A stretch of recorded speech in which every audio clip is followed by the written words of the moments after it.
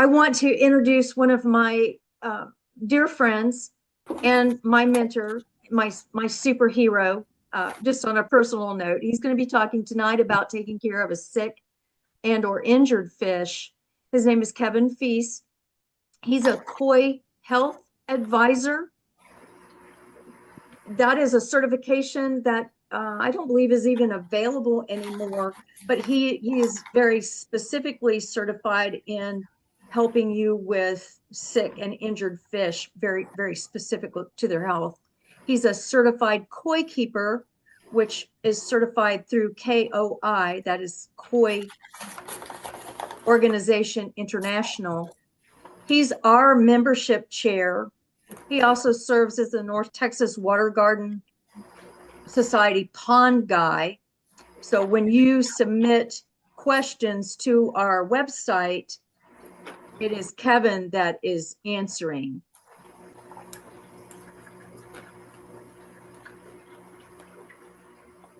For KOI, he's on the board of directors, and he is also the store manager.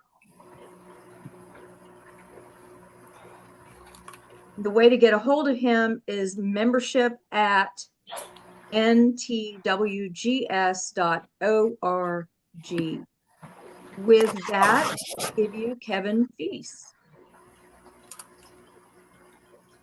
Are you ready to turn it over to me? You got it, my friend. Okay. So my program tonight will be taking care of sick or injured fish. The things you have to consider first is whether or not you have to treat an entire pond. This will typically happen if you've got something like parasites that are affecting many fish. That actually has to be taken care of as an entire unit. Or if you're looking at individual fish with an injury or an ulcer. Now, for tonight, this is what I'm going to be looking at. We want to concentrate on the fish that you can actually capture and treat and take care of it.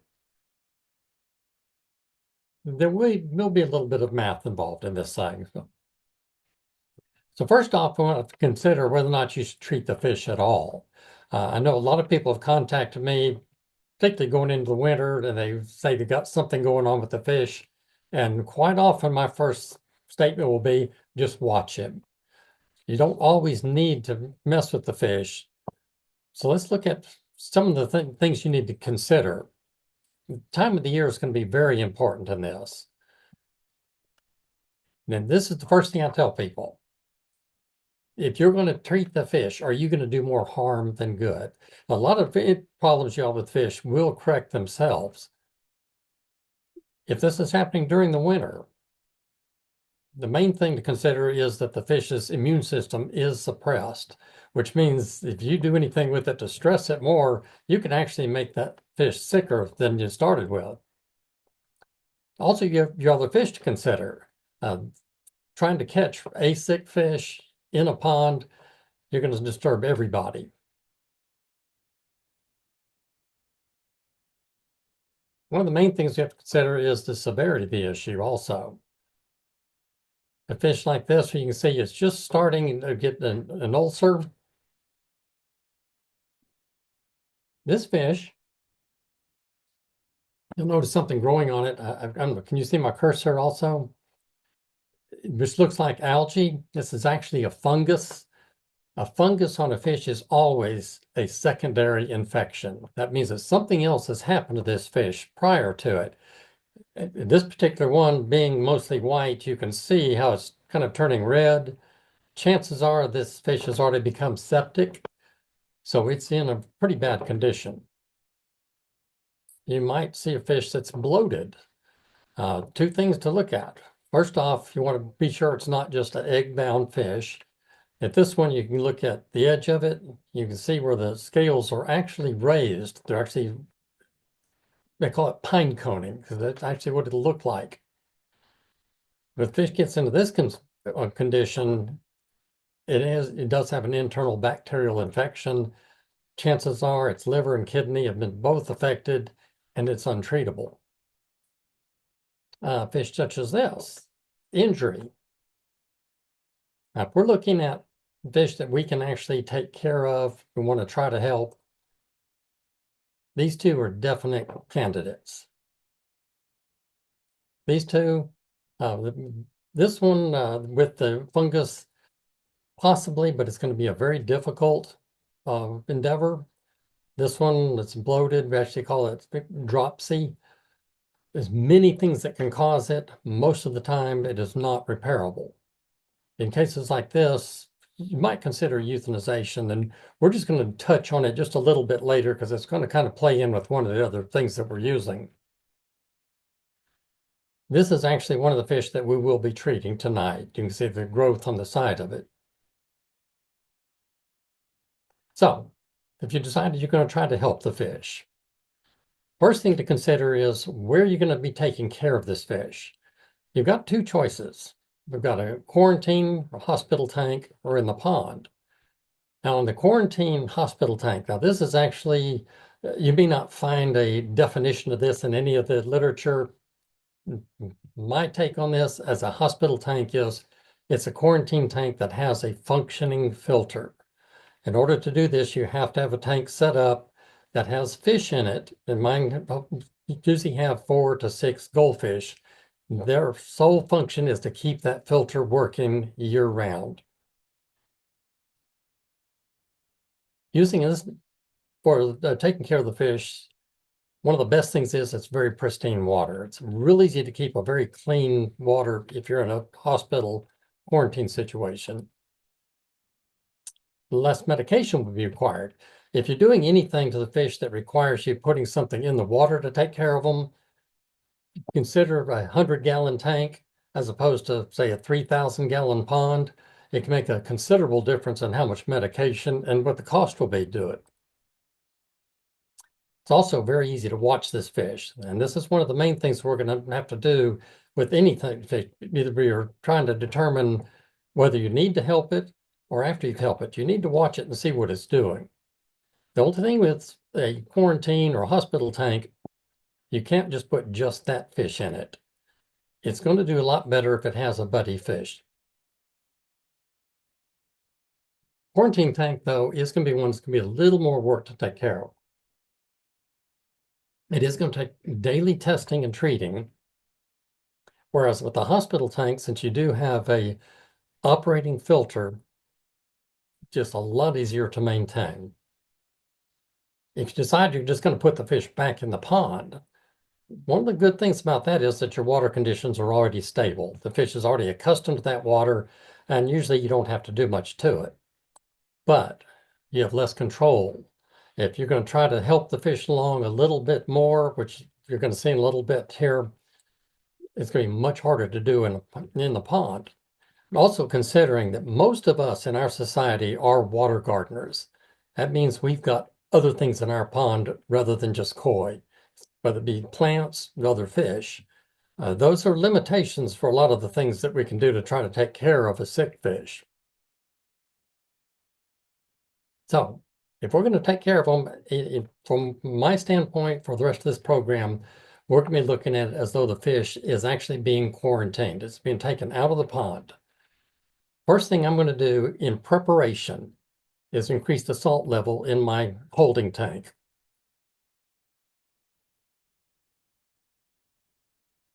Currently, when I first start with it, I'm going to take a salt reading. In this case, I'm at 0.7% salt. I'm not sure if any of you recognize what that means. Our typical salt level in our tap water is about 0.02%. So it shows that this already has some elevated salt to it. But in order to help the fish along, I want a little more than that. I actually want to take the salt level up to around 0.3%. Not a magic number. Anything between around 0.1 to 0.5 is going to be good. You don't want much more than that. Lower than it, it's really not going to do what you're wanting it to do. So I'm actually needing to raise the level of this salt in this tank by 0.23%.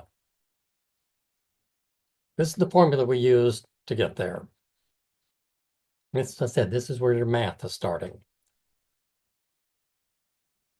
You got your volume, it's in gallons. The amount you're wanting to change by, I'm wanting to raise it by 0.23, and there's a conversion factor of 12. That's going to give you 1.69 pounds of salt that you need to add. That's hard to measure.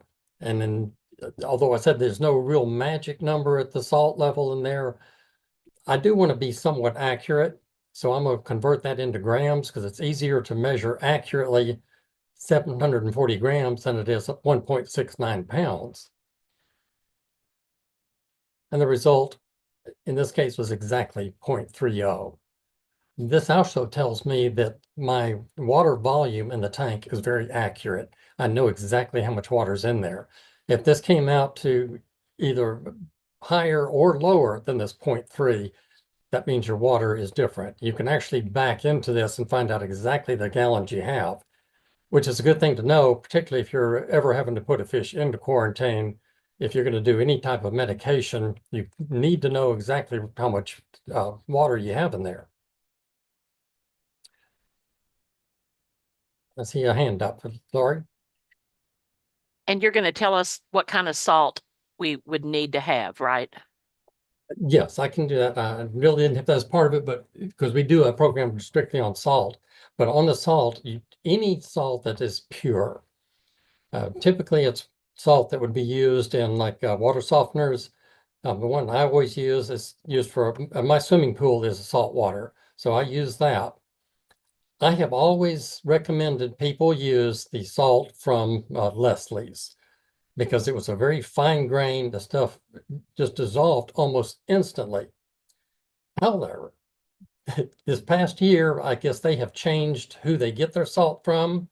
It's now kind of a flaky, and it takes some doing to get it to actually dissolve. So I'm not sold on Leslie's salt anymore.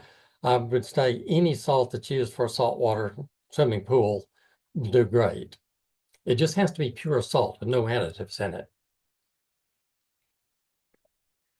So in preparation, we're going to decide we're going to have to anesthetize our fish.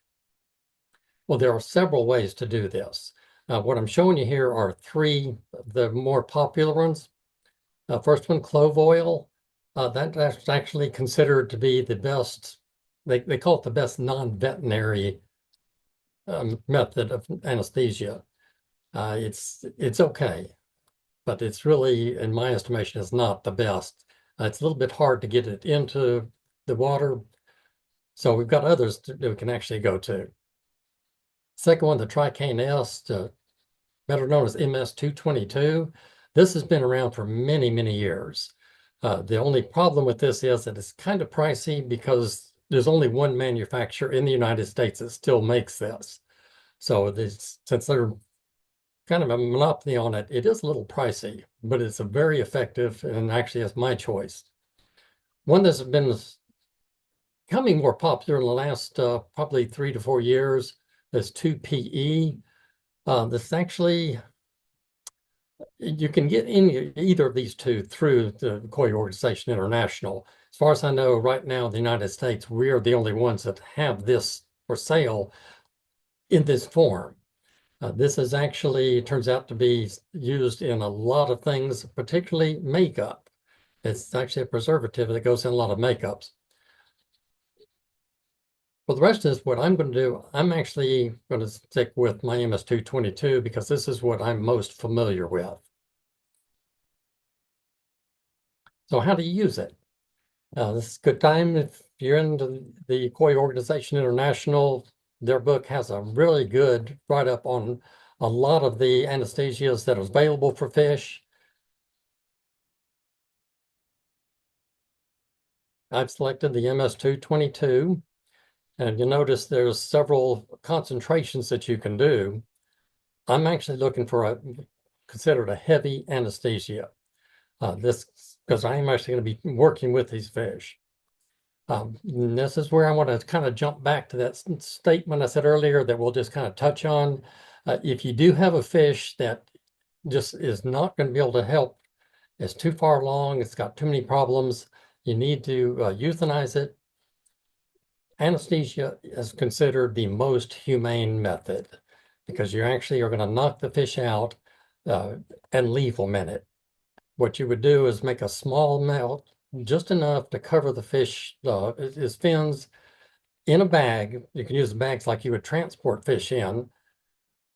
You put them into the anesthesia and you close it and leave it. Discard the entire package. One thing to keep in mind though, once the fish is knocked out, you may think it's dead and it may not be, so you don't want to take it out of it. It actually takes over an hour for the fish's heart to stop beating. So this is why it's very good that you can just put it in one of the transport bags, close it up, and leave it. So from that last one you see for the heavy anesthesia, I'm saying we need 150 parts per million of anesthesia to knock the fish out. So what does that mean? This is where metrics come in, and it's actually, I know metrics scare a lot of people, but it's actually so much easier in a lot of the things we do. We're talking 100 parts, 150 parts per million in the metric system. 1 milligram in 1 liter of water is 1 part per million. So 1, 1, and 1. Very easy to remember. I'm looking at 150 parts per million. That means I'm going to have to put 150 milligrams for every liter of water. It does mean you need to be able to measure this stuff. I'm going to measure the water and have a good gram scale. So if I have 4 liters of water, I have 150 milligrams that I need. That's 600 milligrams. You'll notice the gram scales typically are actually in grams rather than milligrams. So you will have to convert to the 0.6 grams. If you're still measuring in gallons, that's okay, but you still have to convert it into liters. 1 gallon is 3.76 liters times the parts per million you need. And you'll notice here, because a gallon and 4 liters are not equal, gram-wise, it'll be a little less. So what I'm going to do, I'm going to measure out 0.6 grams of the MS-222. Now, there's one thing about using this particular product. It will tend to affect the pH of water. So what I'm going to do is add baking soda to the tank. I'm really not even going to measure it. Baking soda, that's approximately in visual 2 times the amount of the MS-222. That will buffalo the water fine and you won't bother your fish any. The other thing you're going to need is a basic dissecting kit. Now, you don't actually need to go out and buy a big kit with all of these surgical instruments in it. The only things you really need is a scalpel, a pair of forceps, and scissors. Now, there is one other item that comes in a kit like this little spatula looking thing. I have found a very good use for it when we're working with our fish. I'm going to show you that a little later. It does take a little bit of altering of it because these things are very blunt and I need a little bit sharper edge. So I'm going to show you that just because I'm at kind of a sideshow later. So we're getting ready to take care of the fish. We're going to need some basic things. We need some alcohol. I'm going to use that to soak any instrument that I might be using on the fish. I'm just going to set it in it while I'm preparing. You're going to need some type of antiseptic. In this case, I've got 2 products I'm going to be using during the demonstration portion of this. One of them is just iodine. Simple things. Notice Walgreens iodine. My anesthesia and the baking soda to go with it. Some hydrogen peroxide for cleaning. And you will see it down at the bottom. We're going to show this a little better later, but it's a seal. The other medication that I'm going to use tonight is called Triside Neo. This is actually used for any type of ulcer, any type of bacterial, as long as it's not, fish hasn't become septic, you can use something like this because it's mostly topical treatment. But again, when you buy this stuff, like this Triside Neo, this package you see in the back, this is the smallest package they sell. I think it's like 22 grams of it. It will make 1 gallon of treatment. you will never use a gallon of treatment in your entire life. So you can take this and figure the ratio that you need. What I'm actually doing is making up, this is a little 2-ounce spray bottle. I'm actually making 1 ounce of this medication. And even that, I'll probably never have to make another batch of it. So we're going to anesthetize the fish. We put, in my case, the MS-222 and the baking soda in the water. Now we're just watching the fish. It's going to take a few minutes. And the way you check it to be sure that you're ready, how about hold the fish up out of the water. If it starts flopping around in less than 10 seconds, it's not time to take the fish out. You put it back in. It generally only takes sometimes 2 to 3 minutes for that fish to actually become sedate enough. And you'll notice here it's kind of rolling over to its side. That's a good indication that it's about ready. You can take it out.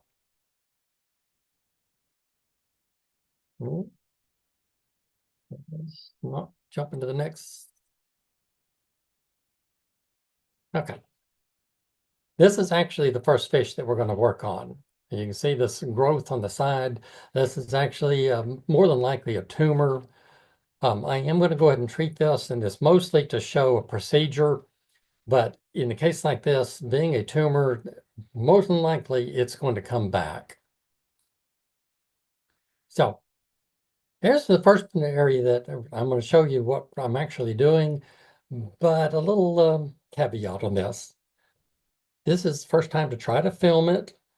I was doing it by myself, so there's some issues with trying to film this. So you'll have to bear with me on this. Maybe a future one might be a little better. So while we're waiting for me to get that fish up here, I see Lori's got her hand up, but I can't stop this right now because it's when it's running.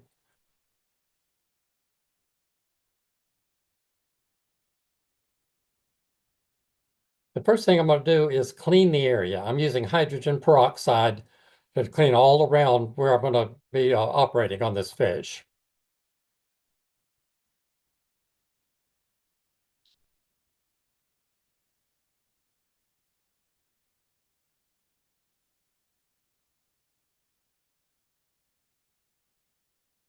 And now we're going to remove the tumor.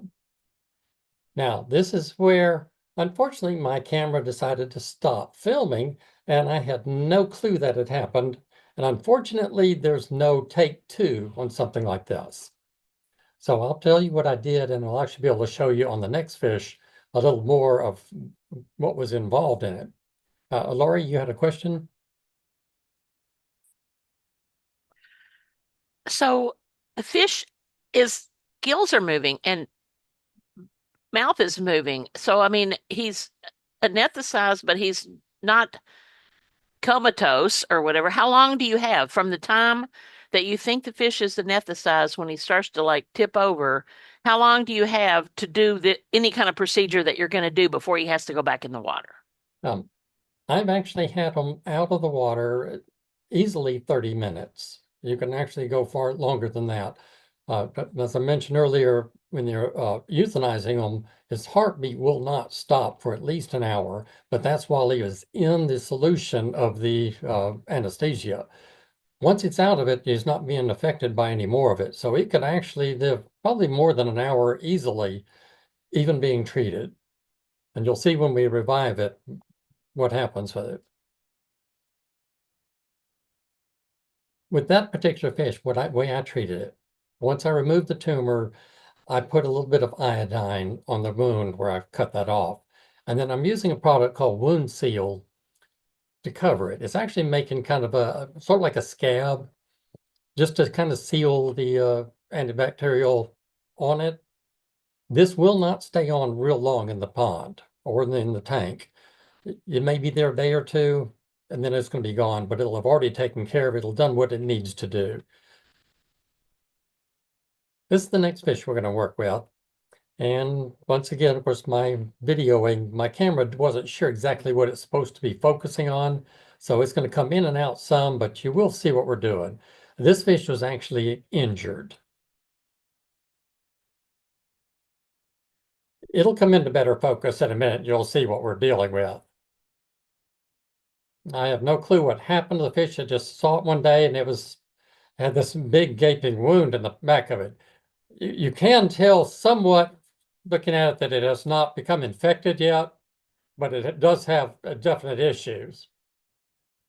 And again, I'm using hydrogen peroxide just to clean the area.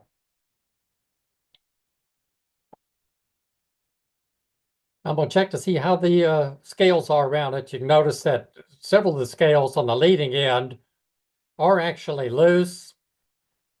So I do want to remove those.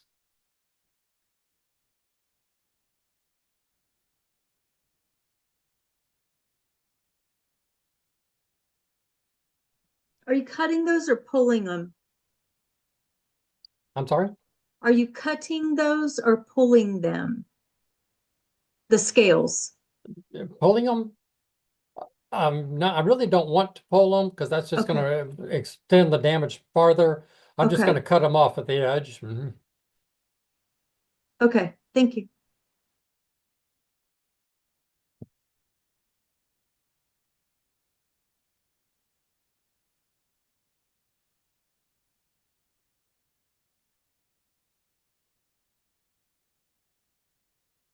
Now this one, I'm actually using that Neocide on it.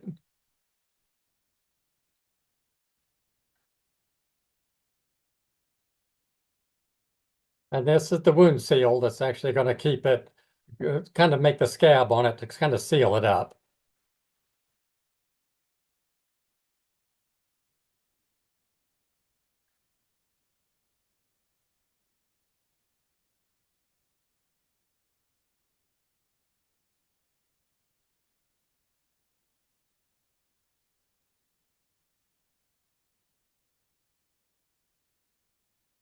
Now, there's one other procedure I'm going to do here that's really not part of treating the sick or injured fish. Although, if you are having some issues with your fish, you're not sure what's going on. Usually it's flashing, jumping, you see them gulping for air. I'm going to go ahead and do a scrape and scope. You're not going to see the whole thing. I'm just going to kind of show you where we're doing it and why. But this is just a good time to actually take care of that. And this is that little spatula thing that came in the kit. I actually did have to sharpen the edge some so it would actually scrape. What I'm doing is taking a scraping around the fins and gills. I'm getting some of the slime coat, and I'll be transferring it to a slide. We can actually have a program that's a little more in depth on doing this particular procedure. But since I already have the fish out and sedated, this is just a good time to take care of that. I don't expect to see anything here because it wasn't showing any signs, but it's a good thing to do anyway. The next part we're going to do will be a gill biopsy.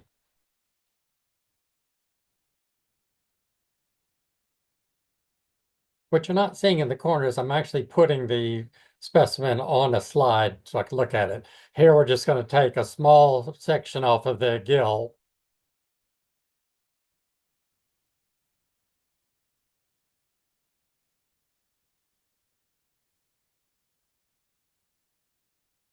And that will also go on the slide. I'll put a drip of water on it, pond water actually, and then put a cover glass on it to be examined later.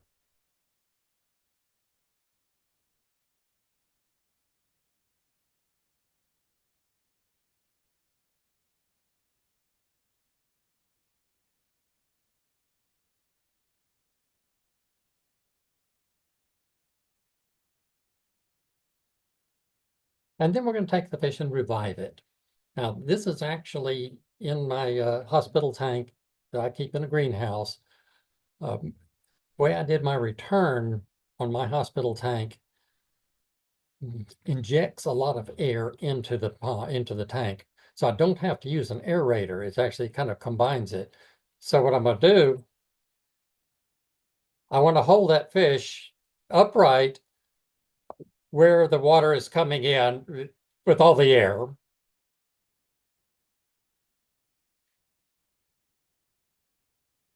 And I'm going to hold this fish until it's ready to swim off on its own. You can actually revive the fish faster than it took to put him under. So you don't know off the top of your head how long he was on the table and how long it took him to revive or anything? This one was actually, now that amount of time for the revive, so I would answer your question backwards. That fish at this point, because this was the full time when I put it in and held it, it just took off. So you can see that that was what, maybe 30 seconds or so before that fish was revived. It was actually out of the pond maybe 20 minutes or so during the procedure. This was actually the smaller one. The koi with the injury had about just a little bit longer.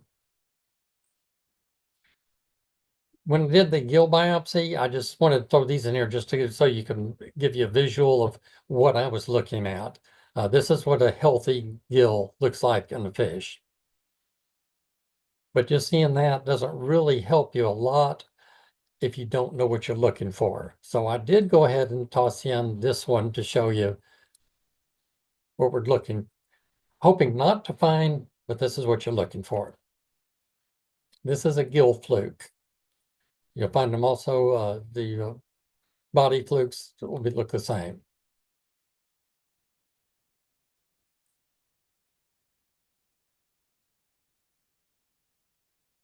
So once we've taken care of the fish, we have to decide what to do. We're going to take care of it for the, I call them the aftercare. Most of the time, if you're treating a fish, you want to do it one time and one time only. The only time you want to go back and retreat is if something is really going wrong, if the treatment you put on it didn't help and is actually in more stress than it was before, then you might want to try to retreat. But most of the time you don't. You want to let that fish heal on its own at that point. You've done all you can do for it. So if you're going to return fish to your pond, mostly what you can be able to do is just try to keep an eye on it.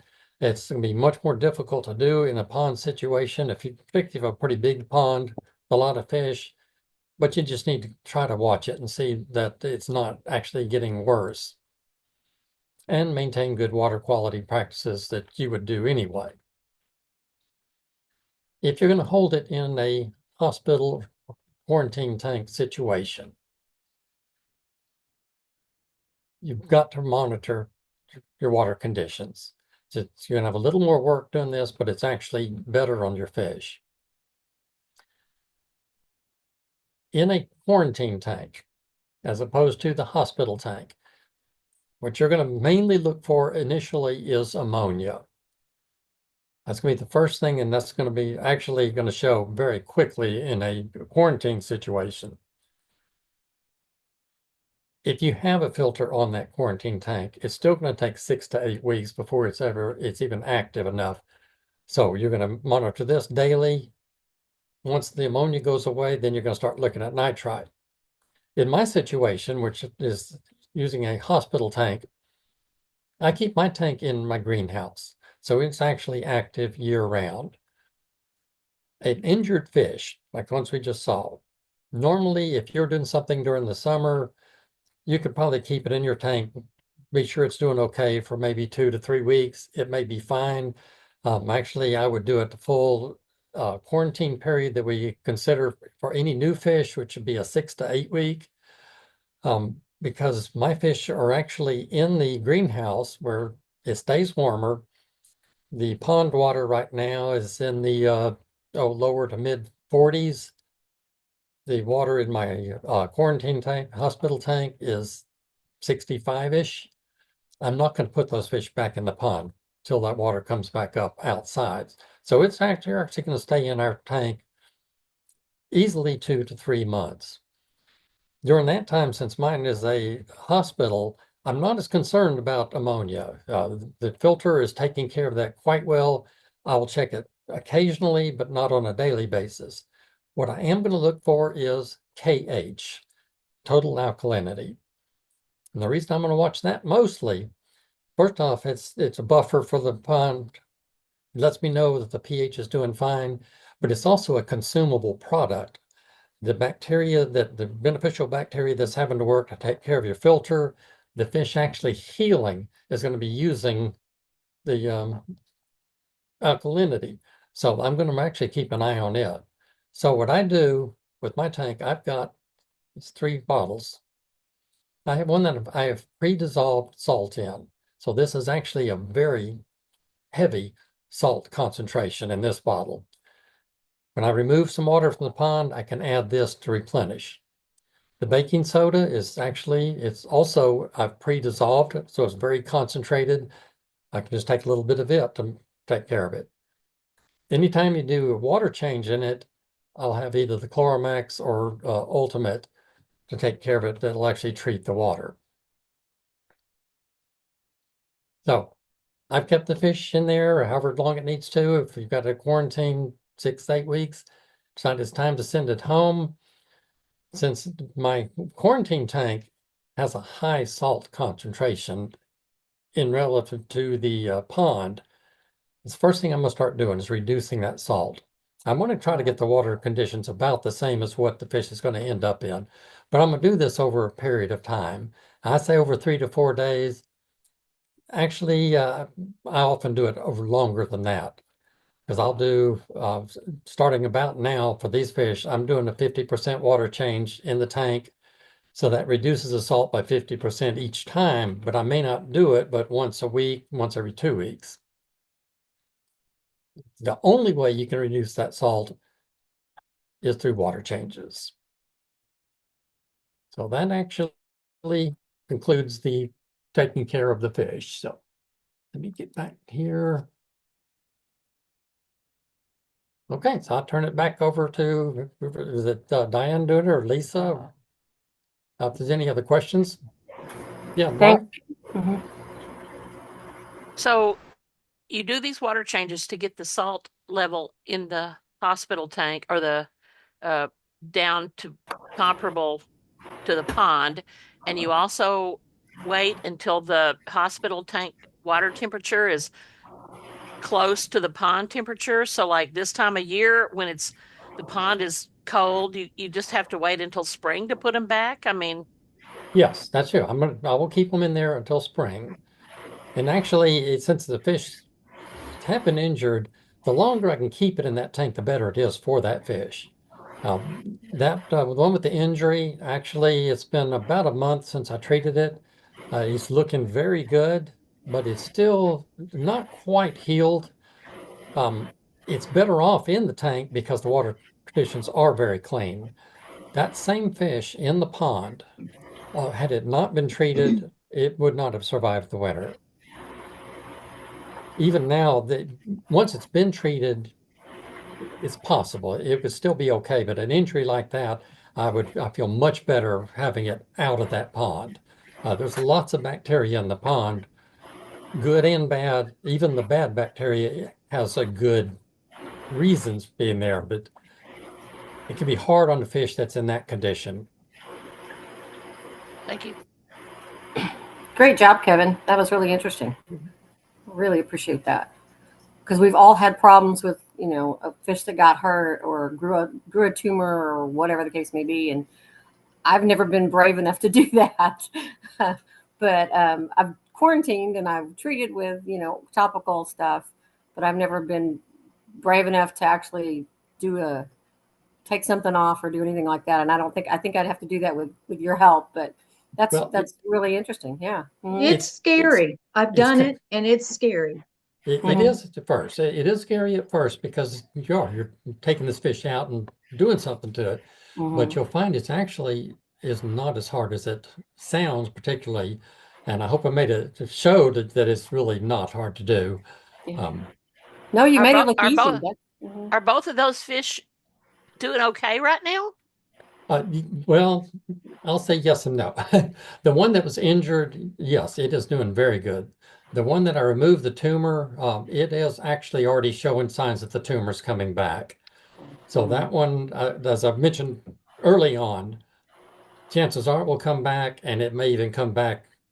The fish, since it has this growth starting on it, it's kind of accelerating just because it's more than likely something internal.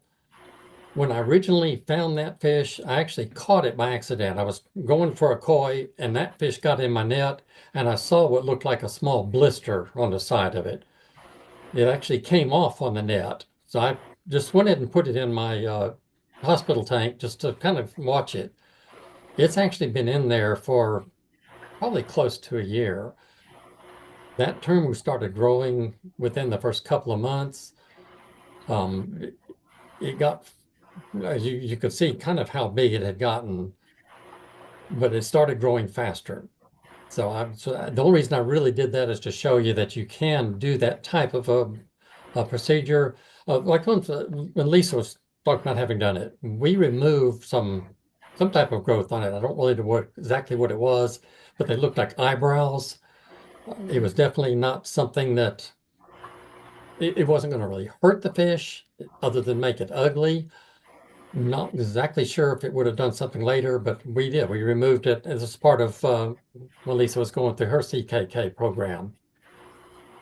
And I think, Lisa, you mentioned that fish is Yeah, doing great. You can't even tell. Yeah, she's a beautiful fish. Fiona is still a beautiful, she's a very small longfin. But I was, Kevin can tell you, I was so excited that she woke up. You know, she didn't die, and it was scary as heck. But the tumors have not grown back. They were on her nares, or her, you know, where she would, you know, Breathe. yeah.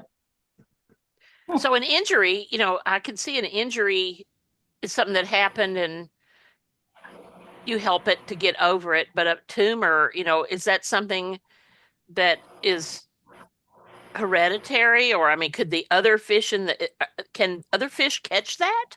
No, no. The tumor is what I'm figuring is tumor on that particular goldfish is not contagious.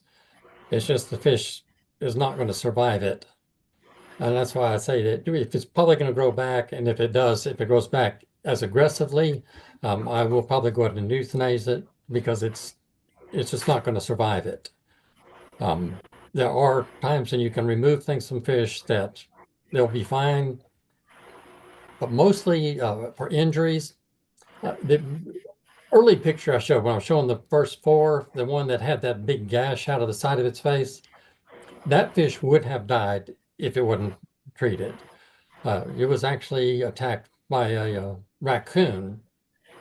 I didn't even know it was injured until it started isolating itself. And then I saw it.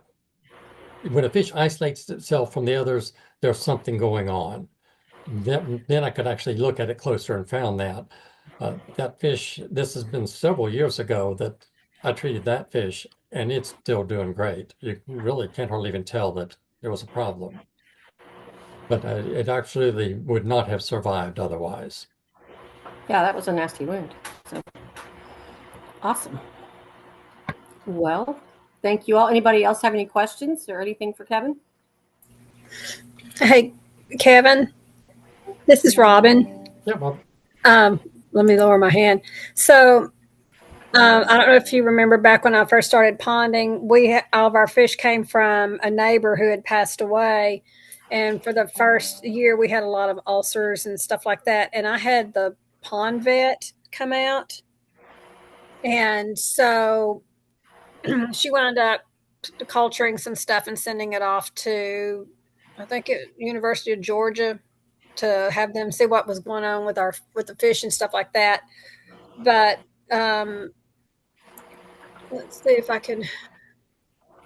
it'll let me. Where am I at? You're up there. We see you. I don't see me. I'm trying to see me so I know what I'm doing. Okay, here I am. But anyway, one of the things that she suggested to us to get to use, she said, because we were dealing with a lot of ulcers and stuff, it was that she said it's usually not that will kill your fish. It's usually those secondary infections that come up. And so at that time, she gave me some stuff to use in the pond, and we've been using this. Wait a minute. Which way? This. There you go. Okay.